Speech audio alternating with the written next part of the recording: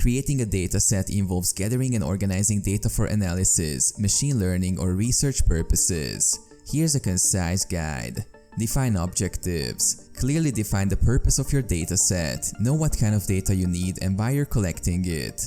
Data sources. Identify sources from which you will collect data. This can include surveys, sensors, databases, APIs, web scraping, or manual data entry. Data collection. Gather data according to your defined objectives. Ensure data is accurate, relevant, and consistent. Keep track of sources and timestamps. Data preprocessing. Create and preprocess your data. Handle missing values, remove duplicates, and standardize formats. This step is crucial for data quality. Data storage. Organize and store your data appropriately. Common options include spreadsheets, databases, or data storage services like AWS, S3, or Google Cloud Storage.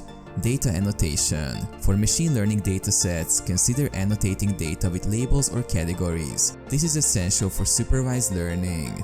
Data privacy and security. Protect sensitive data and ensure compliance with data privacy regulations like GDPR or HIPAA. Documentation. Document metadata and data definitions. This helps users understand the dataset structure and contents. Quality assurance. Perform data quality checks and validations to ensure accuracy and consistency.